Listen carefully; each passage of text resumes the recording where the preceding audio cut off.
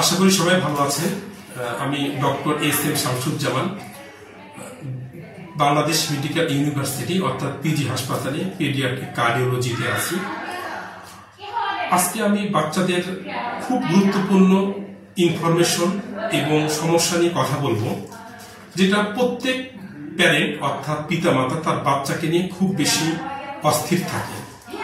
প্রথম চেম্বারে এসে বলে যে স্যার আমার বাচ্চাটাকে দুর্বল লাগে, ফ্যাকাশে ফ্যাকাশে লাগে, স্যার বাচ্চাটা খায় না, অরুচি, রুচি নাই মুখে, কিছু খায় না। তো এর কারণটা কি? এই কারণটা বোঝানোর জন্য আমি কয়েকটা বিষয় হাইলাইট করেছি, আশা করি আপনাদের অনেক উপকার হবে।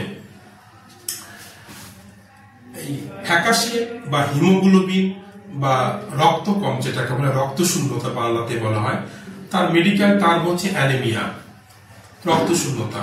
এই অ্যানিমিয়া, হিমোগ্লোবিন কম থাকলে অ্যানোরেক্সিয়া হয়। অ্যানোরেক্সিয়া মানে কি? খাওয়ার অরুচি। অ্যানোরেক্সিয়াতে কি হয়? বাচ্চা অরুচি হয়, কিছু খায় না, বমি বমি ভাব লাগে। এই অ্যানিমিয়া বা হিমোগ্লোবিন কম থাকলে ওই সমস্ত বাচ্চাগুলো ইরিটেবল থাকে, অর্থাৎ মনোযোগ দিতে পারে না, খ্যান খ্যান করে। মায়েদের প্রায় একটা কোম্পানি থেকে স্যার আমার বাচ্চারা সবসময় খ্যান খ্যান করে এবং ঘুমায় না ঠিক মতো, ঠিক আছে, ব্রেনের ডেভেলপমেন্টও হ্যাম্পার হয়। তাহলে যদি কোনো বাচ্চা কমপ্লেইন করে যে আমার বাচ্চা মুখে কিছু স্বাদ পায় না, স্যার কিছু খেতে চাচ্ছে না, তাহলে বুঝতে হবে তার অ্যানিমিয়া থাকতে পারে, এবং অ্যানিমিয়া আছে কিনা অ্যাসোসিয়েশন এটা আমাদেরকে অবশ্যই বের করতে হবে। আচ্ছা, অ্যানিমিয়া কয় রকম, কিভাবে হয়, কি খাবার খাইলে রক্ত শূন্যতা হয়, কি খাবার খাইলে রক্ত বৃদ্ধি পায়, সে সম্পর্কে আমি 2 মিনিট বলবো। একটা হচ্ছে অ্যানিমিয়াকে 3 ভাগে ভাগ করা হয়। একটা হচ্ছে মাইক্রোসাইটিক হাইপোক্রোমিক অ্যানিমিয়া, অর্থাৎ আরবিসি, রোহিত রক্তকণিকার সেলগুলো ছোট থাকে, হিমোগ্লোবিন কম থাকে। এটার কয়েকটা কারণ থাকে, যেমন আয়রন ডিফিসিয়েন্সি অ্যানিমিয়া, অর্থাৎ কোনো বাচ্চার শরীরে আয়রন কম, হিমোগ্লোবিন কম উৎপন্ন হচ্ছে, আরবিসি অর্থাৎ রেড ব্লাড সেল, রক্তকণিকা, রোহিত রক্তকণিকাগুলো ছোট হচ্ছে এবং তার ভিতর হিমোগ্লোবিন কম হচ্ছে। এটা আমাদের দেশে খুবই কমন। এবং আয়রন ডিফিসিয়েন্সি অ্যানিমিয়া যেহেতু আমাদের দেশে কমন, কি কি কারণে এটা হয় সেটা আমি কিছুক্ষণ পরে আসছি। আর একটা হচ্ছে যে হিমোগ্লোবিন ইলেকট্রোফোরেসিস করে যেটা আমরা দেখি, সেটা হচ্ছে যে থ্যালাসেমিয়া।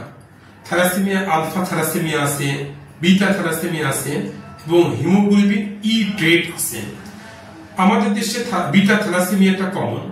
এখন বিটা থ্যালাসেমিয়া 2 রকম। একটা হচ্ছে ট্রেট, মানে যেটা শুধুমাত্র হালকা লক্ষণ থাকে, একটু রক্ত শূন্যতা থাকে, কিন্তু রেগুলার রক্ত তাকে নিতে হয় না। আর একটা হচ্ছে যে মেজর, মানে এদেরকে বলা হয় ট্রান্সফিউশন ডিপেন্ডেন্ট, অর্থাৎ তাদেরকে ঘন ঘন কয়েক মাস পর পরই ব্লাড দিতে হয়, অর্থাৎ তাদের ব্লাডের উপরে নির্ভর করে বেঁচে থাকতে হয়। আর একটা হচ্ছে হিমোগ্লোবিন ই। হিমোগ্লোবিন ই একই রকম ডিজিজ আছে, ট্রেট আছে। ট্রেট মানে কি? তার হিমোগ্লোবিন ই এটা একটা হিমোগ্লোবিন যেখানে একটু রক্ত শূন্যতা থাকে, কিন্তু তার ট্রান্সফিউশন নিতে হয় না। ডিজিজটা কি? যেখানে হিমোগ্লোবিন ই এবং বিটা থ্যালাসেমিয়া দুইটাই থাকে এবং এটা ট্রান্সফিউশন ডিপেন্ড, অর্থাৎ তাকে কয়েক মাস পর পর রক্ত নিতে হয়। আচ্ছা, এই যে আমি হিমোগ্লোবিন ইলেকট্রোফোরেসিস করে এটা করারটা কারণটা কি? এটা করার কারণ হচ্ছে আমাদের ম্যানেজমেন্ট পারপাসে, অর্থাৎ যেহেতু আয়রন ডিফিসিয়েন্সি অ্যানিমিয়াটা কমন আমাদের দেশে, মাইক্রোসাইটিক হাইপোক্রোমিক অ্যানিমিয়াটা আমাদের দেশে সবচেয়ে কমন। তার 2টা ক্লাসিফিকেশন, একটা হচ্ছে আয়রন ডিফিসিয়েন্সি অ্যানিমিয়া, অর্থাৎ আয়রন অভাবে যেটা রক্ত শূন্যতা হয়, আর একটা হচ্ছে এই থ্যালাসেমিয়া। তো এই দুইটাকে প্রায় একই রকমই সিবিসি করলে হিমোগ্লোবিন দুটাতেই কম থাকবে। আমরা কিছু প্যারামিটার থেকে কিছুটা ধারণা করতে পারি যে কোনটা আয়রন ডিফিসিয়েন্সির কারণে আর কোনটা থ্যালাসেমিয়ার কারণে হতে পারে। তো এটা পার্থক্য করা 2টা খুব ইম্পর্টেন্স আছে। একটা হচ্ছে যে যদি আয়রন ডিফিসিয়েন্সি অ্যানিমিয়া হয়, তাহলে যদি আমি তাকে কিছু অ্যাডভাইস দিয়ে দিই, খাদ্য অভ্যাস পরিবর্তন, কিছু আয়রন সাপ্লিমেন্টেশন দিয়ে দিই, উপদেশ দিয়ে দিই, তাহলে এটা ফুললি কারেক্টেড হয়ে যায়।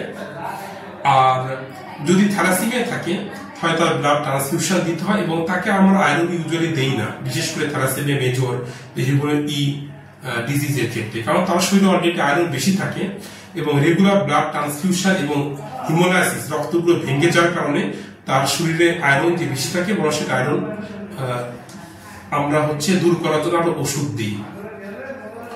আর একটা গুরুত্বপূর্ণ অ্যাডভাইস থাকে যে প্রি ম্যারিটাল কাউন্সিলিং, অর্থাৎ কারো যদি থ্যালাসেমিয়া ট্রেট অথবা ই ট্রেট থাকে তো তাদেরকে বলি বিয়ের আগে তার পার্টনারকে একটা হিমোগ্লোবিন ইলেকট্রোফোরেসিস করে দেখা যে তার যেন ই ট্রেট বা বিটা থ্যালাসেমিয়া ট্রেট এরকম না থাকে।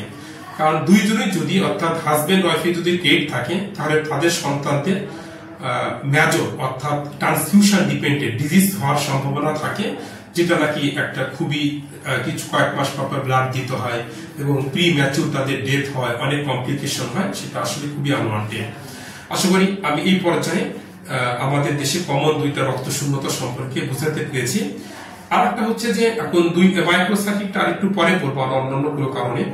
এখন আমরা একটা কথা বলবো, সেটা হচ্ছে যে নর্মোসাইটিক নর্মোক্রোমিক অ্যানিমিয়া এটা কেন হয়। সেলগুলো সাইজ একই রকম থাকে আর হিমোগ্লোবিনটা একই রকম থাকে, কিন্তু আরবিসি সেলগুলো কম থাকে। কেন কম? এটা বলা অ্যানিমিয়া অফ ক্রনিক ডিজিজ, অর্থাৎ কারো লং টাইম ধরে ঠান্ডা কাশি লেগে আছে, কারো লং টাইম ধরে কোনো অসুখ যেমন সিস্টিক ফাইব্রোসিস অথবা রেসপিরেটরি ইনফেকশন, এরকম কোনো অসুস্থতা দীর্ঘদিন ধরে যদি লেগে থাকে তাহলে তাদের এই রক্তশূন্যতা হওয়ার একটা সম্ভাবনা থাকে। সুতরাং কোনো যদি বাচ্চা আমরা অ্যানিমিয়া পাই তাহলে দেখবো তার আন্ডারলাইন কোনো অসুস্থতা লং টাইম ধরে আছে কিনা। সেটা নিউমোনিয়া হতে পারে, ব্রঙ্কিওলাইটিস হতে পারে, আরটিআই হতে পারে, ইউটিআই হতে পারে, ইউরিনারি ইনফেকশন, যেগুলো ইনফেকশন অথবা অন্যান্য আদার ক্রনিক ডিজিজ বা ডিসঅর্ডার থেকে হতে পারে, সেটা আমাকে খুঁজে বের করা একজন ফিজিশিয়ানের দায়িত্ব। আর একটা হচ্ছে ম্যাক্রোসাইটিক অ্যানিমিয়া, এটা খুবই খুবই কম আমাদের দেশে। এটা ভিটামিন B9 অর্থাৎ এবং B12 এই দুইটা ভিটামিন অভাবে হয়, লিভার ডিজিজের কারণে হয় এবং কিছু bone marrow disorder, leukaemia, cancer এরকম জাতীয় হয়। এটা আনকমন, এই জন্য এটা নিয়ে তেমন একটা আলোচনা করবো না। এখন আয়রন ডিফিসিয়েন্সি অ্যানিমিয়ার কারণ তো বললাম যে আয়রনের কম। আয়রনটা কেন কম হতে পারে? খুব কমন যেটা হয় সেটা হচ্ছে যে সে আয়রন সমৃদ্ধ খাবারগুলো কম খাচ্ছে। আয়রন সমৃদ্ধ খাবার যেমন গ্রিন লিফি ভেজিটেবলস, যেমন কচু শাক, ফ্রেশ ভেজিটেবলস। আর একটা খুব ইম্পর্টেন্ট সোর্স হচ্ছে অ্যানিমাল সোর্স, যেটা আমরা ডিমের কুসুম বলে থাকি, ইগ ইয়ক এবং হচ্ছে কলিজা, এগুলোতে হাইলি আয়রন থাকে। ঠিক আছে, এই কারণে খিচুড়িতে আমরা ডিমের কুসুম এবং কলিজা দিতে বলি। আর এটা একটা গেল কি নিউট্রিশনাল ডেফিসিয়েন্সি, অর্থাৎ তার খাবারে আয়রন কম থাকে। আমাদের দেশে মায়েরা সাগু, জাউ ভাত, সুজি এগুলো অনেক সময় বাচ্চাদের খাওয়ায়। বাচ্চাদের দেখতে অনেক সময় সুন্দর লাগে, অনেক ওয়েটও ভালো থাকে, কিন্তু তাদের অ্যানিমিয়া থাকে। কিসের জন্য? তাদের আয়রন ডেফিসিয়েন্সি হচ্ছে এই কারণে। আয়রন সমৃদ্ধ খাবারগুলো সে খাচ্ছে না। আর একটা হচ্ছে যে ক্রনিক হেলমিনথিয়াসিস অর্থাৎ কৃমি। কারণ যদি লং টাইম ধরে কৃমি থাকে তাহলে আমরা তারা ইন্টেস্টাইন খাদ্যনালীতে কৃমিগুলো এখানে মাইক্রো হিমোরেজ করে, অর্থাৎ মাইক্রো ব্লিডিং করে এবং তার খাদ্যনালী থেকে আয়রন এবং পুষ্টিগুলো সে শোষণ করে নেয়, ফলে তার আয়রন ডিফিসিয়েন্সি হয়। মাইক্রো হিমোরেজ অর্থাৎ খুবই সূক্ষ্ম খুব ব্লিডিং করে শরীরে রক্ত শূন্যতা হয় এবং আয়রন ডিফিসিয়েন্সি অ্যানিমিয়া হয়। 1 নম্বর। 2 নম্বর। 3 নম্বর হচ্ছে যে কারো যদি ক্রনিক ডিজিজ, যেখানে ক্রনিক ব্লিডিং ডিসঅর্ডার যদি থাকে তাহলে তারও হতে পারে, যেমন নেজাল ব্লিডিং বা এরকম কোনো কিছু থাকে। এখন তাহলে আমি ট্রিটমেন্ট কি দিব যদি তার আয়রন ডেফিসিয়েন্সি থাকে? অবশ্যই আমি আয়রন সাপ্লিমেন্টেশন দিব এবং তার সাথে আয়রন সমৃদ্ধ খাবারগুলো ইনটেক করতে বলবো, যেটা আমি কিছুক্ষণ আগেই বললাম। আর সুতরাং আমি আজকে এটা দেখাচ্ছি যে কারো যদি রক্ত শূন্যতা থাকে, আয়রন ডেফিসিয়েন্সি থাকে, আমাদের জিহ্বায় যে টেস্ট বাড থাকে সেগুলো নষ্ট হয়ে যায়, ফলে খাবারের স্বাদ সে পায় না, ফলে সে অরুচি হয়, সে খাবার খায় না, আন্ডার নিউট্রিশন থাকে, ম্যাল নারিশ থাকে, অপুষ্ট থাকে, হাইট ওয়েট বাড়ে না। সুতরাং কোনো বাচ্চা যদি আমার কাছে বা কোনো বাচ্চার যদি মনে হচ্ছে যে খাবার অরুচি, কিছু খাচ্ছে না, ওজন বাড়তেছে না, উচ্চতা বাড়তেছে না, ঘন ঘন তার ঠান্ডা কাশি জ্বর এগুলো আক্রান্ত হচ্ছে, রোগ প্রতিরোধ ক্ষমতা কমে গিয়েছে, এই জিহ্বার 2 পাশে যদি আলসার দেখা যায়, ঘন ঘন জিহ্বায় আলসার বা ঘা দেখা দিচ্ছে, অথবা কোনো বাচ্চার মেজাজ খিটখিটে হয়ে গেছে, খ্যান খ্যান সবসময় কান্নাকাটি করে, ঘুম ঠিক মতো হচ্ছে না, তাহলে ধরে নিতে পারি তার আয়রন ডেফিসিয়েন্সি অ্যানিমিয়া থাকতে পারে। তাহলে অবশ্যই কারেকশন দরকার। তো অবশ্যই একজন শিশু বিশেষজ্ঞ ডক্টরের সাথে পরামর্শ করবেন।